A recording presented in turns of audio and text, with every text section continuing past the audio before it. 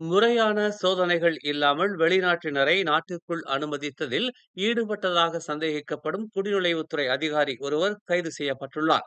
Kuala Lumpur சர்வதேச விமான நிலையத்தின் முனையம் 2இல் பணியில் இருந்த சம்பந்தப்பட்ட அதிகாரி நேற்று நண்பகல் கைது செய்யப்பட்டதாக குடிநுழைவுத்துறை தலைமை இயக்குநர் ஜகாரியா ஷாபான் தெரிவித்தார். அதிகாரி அணிந்திருந்த ஸ்வெட்டரில் 9 பாகிஸ்தானிய மற்றும் 2 இலங்கை பாஸ்போர்ட்டுகள் கண்டுபிடிக்கப்பட்டதாக அவர் கூறினார். இதனை அடுத்து விசாரணைக்காக அந்த அதிகாரி குடிநுழைவு துறையின் அமலாக்க பிரிவிடம் ஒப்படைக்கப்பட்டார். ஒருமைப்பாடு மீறல்களில் ஈடுபடும் எந்த ஒரு அதிகாரியையும் ஒருபோதும் சமரசம் செய்யவோ அல்லது பாதுகாக்கவோ மாட்டோம் என்பதை இந்த துறை வலியுறுத்த விரும்புகிறது என்று ஜக்காரியா கூறினார். குற்றவாளிகளாக கண்டறியப்பட்ட துறை பணியாளர்களுக்கு எதிராக சட்டத்தின்படி கடுமையான நடவடிக்கை மற்றும் பணி நீக்கம் உட்பட கடுமையான தண்டனை விதிக்கப்படும் என்று அவர் தெரிவித்தார். அடுத்த வாரம் நடைபெறும் ஐடில் ஃபித்ரி கொண்டாட்டத்திற்கு முன்னதாக நாடு முழுவதும் அத்தியாவசிய பொருட்களின் விநியோகம் போதுமானதாக இருக்கும் என்று அரசாங்கம் உறுதி அளித்துள்ளது.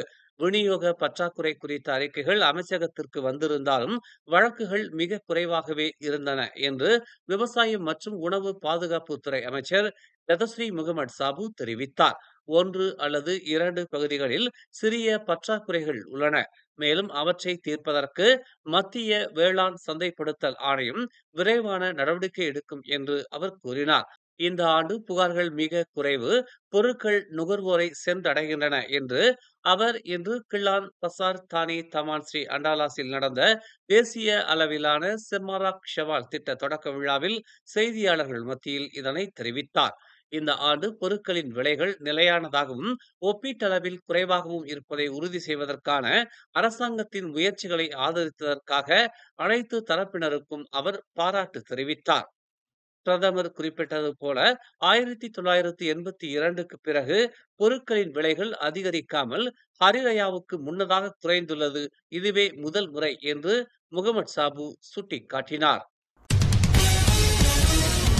தனது தாயாரின் மகிழ்ச்சிக்காக 34 வயது ஒரு நிறுவன இயக்குனர் தனது தாயார் ஒரு சமூக செய்தி செயலி மூலம் சந்தித்த ஒரு அழகான அந்நியரை திருமணம் செய்து கொள்வதற்காக 1,40,000க்கும் அதிகமான பணத்தை செலவழித்தார். ஆனால் நிதியை பெற்ற பிறகு மணமகன் மாயமாகி போனதால் தாம் ஏமாற்றப்பட்டதை உணர்ந்து போலீசில் புகார் அளித்துள்ளார். இது ஒரு லவ் ஸ்கேம் என்று கூலாய் மாவட்ட காவல்துறை தலைவர் தான் செங்லி தெரிவித்தார். 66 வயதான தாய் சீனாவைச் சேர்ந்த ஓர் ஆண் என்று நம்பப்படும் அந்நியருடன் வாட்ஸ்அப் மூலம் உரையாடிய பிறகு இது தொடங்கியதாக அவர் கூறினார். கடந்த வியாழக்கிழமை அந்த பெண் தனது மகனிடம் தனது காதலருக்கு பணத்தை மாற்றச் சொன்னார். அவர் தன்னை திருமணம் செய்து கொள்ள மலேசியாவுக்கு வருவதாக உறுதி அளித்ததன் அடிப்படையில் பணமும் பரிவர்த்தனை செய்யப்பட்டது. அந்த நபர் தனது தாயை திருமணம் செய்து கொள்ள இங்கு வந்தவுடன் அவருக்கு திருப்பி தருவார் என்று கூறப்பட்டதால் மகன் ஒரே பரிவர்த்தனையில் மொத்தம் 1,47,213 ரிங்கிட்டை உள்ளூர் வங்கிக் கணக்கில் அதே நாளில் செலுத்தியதாக தான் செங்லி ஒரு அறிக்கையில் தெரிவித்தார். அதன் பிறகு நிதியை பெற்றவுடன் காதலரை அந்த பெண்ணால் தொடர்பு கொள்ள முடியாத நிலை ஏற்பட்டதும் தான் தாங்கள் மோசடி செய்யப்பட்டதை அவர்கள் உணர்ந்துள்ளனர். இதனை அடுத்து காதல் அல்லது வாழ்க்கை துணையை கண்டுபிடிக்க சமூக ஊடகங்களை பயன்படுத்தும் போது கவனமாக இருக்க வேண்டும் என்று ஏசிபி தான் செங் லீ அறிவுறுத்தினார். மியன்மாரில் ஏற்பட்டுள்ள பயங்கர நிலநடுக்கத்திற்கு பிறகு பேரிடர் நிவாரண முயற்சிகளுக்கு ஆதரவளிக்க மலேசியா தேசிய பேரிடர் மேலாண்மை முகமையான நட்மாவின் 2 குழுக்களை மியன்மாருக்கு அனுப்ப உள்ளதாக தெரிவித்துள்ளது. மத்திய மியன்மாரை தாக்கிய நிலநடுக்கம் வடக்கு தாய்லாந்து மற்றும் தெற்கு சீனாவின் சில பகுதிகளையும் பாதித்துள்ளது. இதன் விளைவாக உயிரிழப்பு மற்றும் பரவலான அழிவு ஏற்பட்டுள்ளது. இந்நிலையில் தற்போது நடைபெற்று வரும் மனிதாபிமான மற்றும் பேரிடர் நிவாரண நடவடிக்கைகளுக்கு தொழில்நுட்ப உதவிகளை வழங்கவும் ஆன்-சைட் தேவைகளை மதிப்பீடு செய்யவும் 10 பேர் கொண்ட முதல் நட்மா குழு இன்று புறப்படும் என்று வெளியுறவுத்துறை அமைச்சின் அறிக்கையில் தெரிவிக்கப்பட்டுள்ளது. 40 பணியாளர்களை கொண்ட 2வது குழு நாளை புறப்பட்டு ஆரம்ப மதிப்பீட்டின் போது அடையாளம் காணப்பட்ட முன்னுரிமை பகுதிகளை நிவர்த்தி செய்வதில் கவனம் செலுத்தும் என்று தெரிவிக்கப்பட்டுள்ளது. நேற்று மதியம் 12:30 மணி அளவில் குபாங்கின் கம்புங் லண்டாக் பாயாவில் உள்ள நீர்ப்பாசன மற்றும் வடிகால் துறை குடியிருப்பில் உள்ள தனது வீட்டை விட்டு வெளியேறிய ஆட்டிஸ்டிக் குழந்தை காணாமல் போனதாக புகார் கூறப்பட்டது.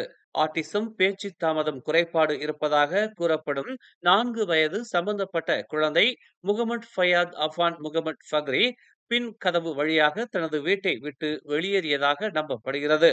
பிற்பகல் 2:36 மணி அளவில் இந்த சம்பவம் தொடர்பாக அழைப்பு வந்ததாகவும், சம்பவ இடத்திற்கு ஒரு குழுவை திரட்டி தேடுதல் நடவடிக்கை மேற்கொள்ளப்பட்டதாகவும் பாலிங் தீயணைப்பு மற்றும் மீட்புத்துறை தலைமை உதவி தீயணைப்பு கண்காணிப்பாளர் ஜுல் கைரி மாட் தஞ்சில் கூறினார்.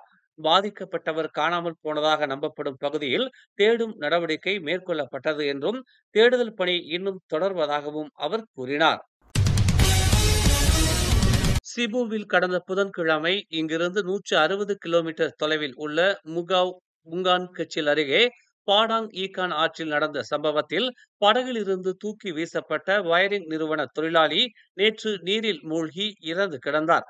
சராபாத் தீயணைப்பு மற்றும் மீட்புத்துறை வெளியிட்டுள்ள அறிக்கையில், சஃபுவான் ஜஃப்ரின் எனும் 30 வயது சம்பந்தப்பட்ட ஆடவரின் உடல் இரவு 7:36 மணி அளவில் கண்டுபிடிக்கப்பட்டதாக தெரிவிக்கப்பட்டுள்ளது. அவர் விழுந்ததாக அறிவிக்கப்பட்ட இடத்திலிருந்து சுமார் 1 கிலோமீட்டர் தொலைவில் கண்டெடுக்கப்பட்ட உடல் மேல் நடவடிக்கைக்காக காவல்துறையிடம் ஒப்படைக்கப்பட்டது என்று அந்த அறிக்கையில் தெரிவிக்கப்பட்டுள்ளது. கடந்த புதன்கிழமை பிற்பகல் 2 மணி அளவில் அந்நபர் பாடாங் ஈகான் புங்கான் கச்சில் பகுதி வழியாக சென்று கொண்டிருந்த போது அவர் சவாரி செய்த படகு ஒரு மரத்தில் மோதியதில் அவர் ஆற்றில் வீசப்பட்டதாக நம்பப்படுகிறது. நேற்று இரவு தலைநகரில் ஜலான் துவாங்கு அப்துல் ரஹ்மானில் உரிமம் இல்லாமல் கடைகளை நடத்தி வந்தவர்கள் மீது கோலாலம்பூர் நகராண்மை கழகமான DPKயில் நடத்திய சோதனை மோதலாக மாறியது. DPKL அமலாக்க பணியாளர்களும் வர்த்தகர்களும் வாக்குவாதத்தில் ஈடுபடும்படியான காணொலி வைரலாகி வருகிறது. அமலாக்க அதிகாரிகள் இணங்க மறுத்த விற்பனையாளரிடமிருந்து பலூன்களை பறிமுதல் செய்ய முயற்சித்த வேளையில் இச்சம்பவம் போராட்டத்திற்கு வழிவகுத்துள்ளதாக தெரிவிக்கப்பட்டுள்ளது.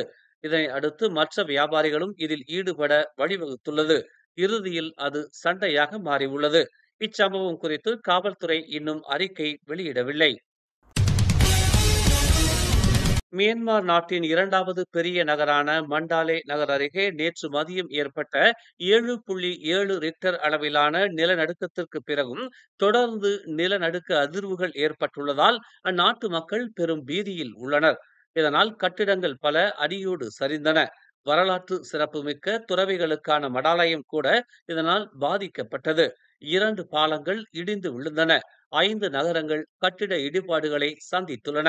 இதனை அடுத்து இந்த நிலநடுக்கத்திற்கு 1000 பேர் பலியாகி உள்ளதாக தெரிவிக்கப்பட்டுள்ளது.